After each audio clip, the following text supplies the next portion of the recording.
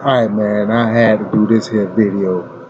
Um, First of all, I'm just hop straight into it. I'm gonna bust out this one. Turkish origins. The first historical references to the Turks appear in Chinese records of about 2000 BC. These records refer to tribes called the Xiongnu, an early form of Western term, the Hun.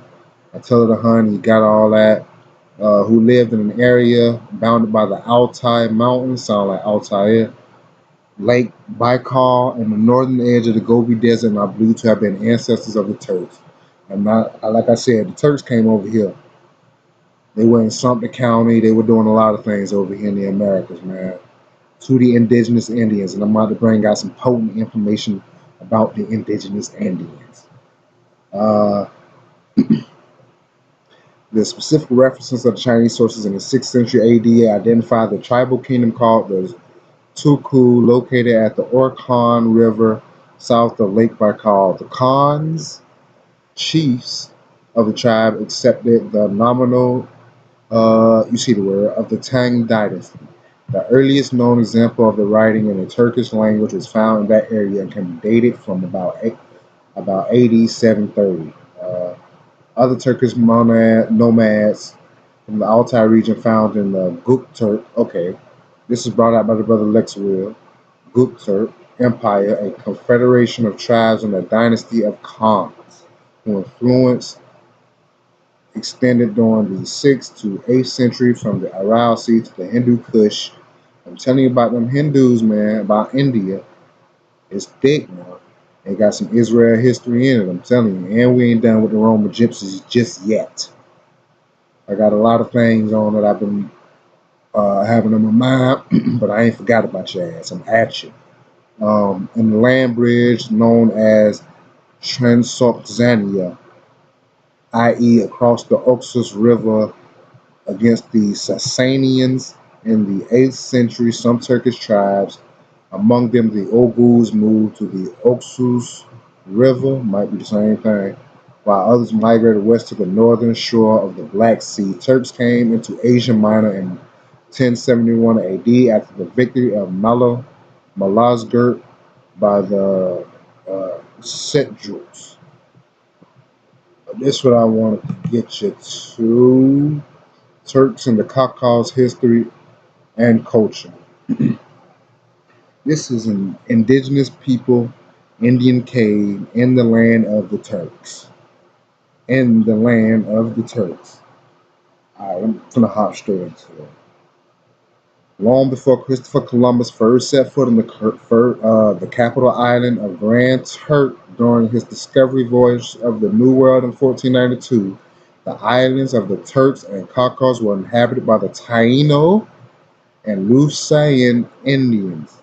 The original settlers left a rich heritage of seafaring, salt raking, and farming, which still lingers on today.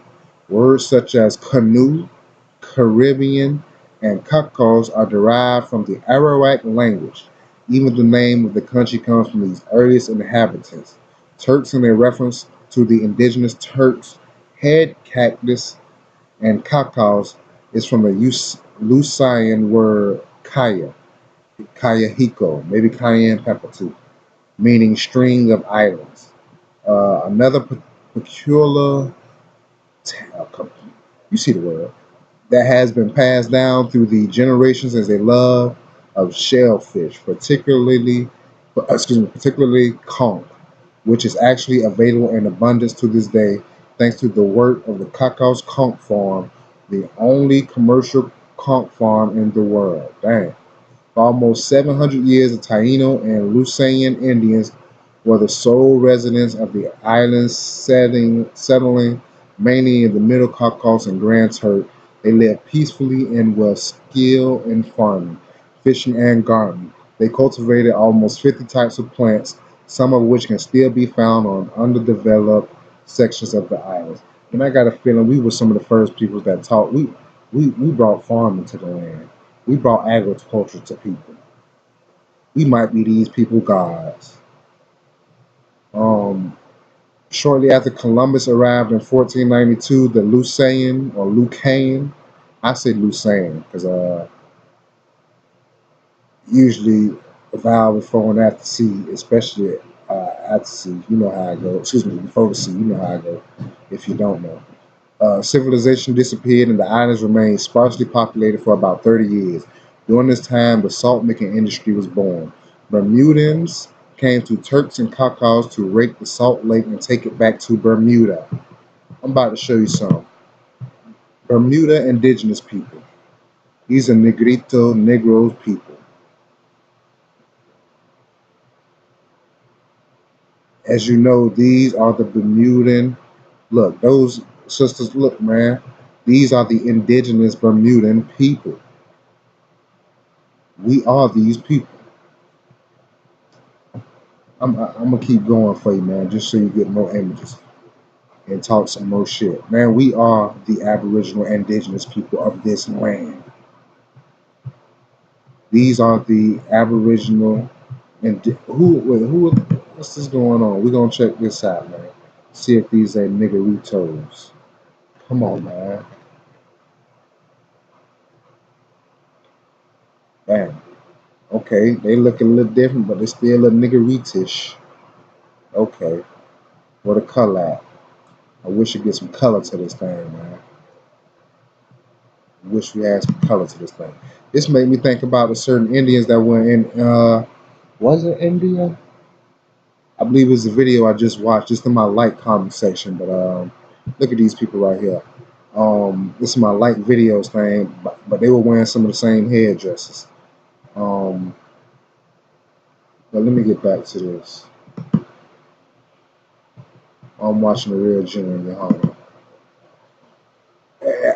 If I ain't said, I'm watching this brother also. But if I ain't said enough, ISUPK for motherfucking sheriff.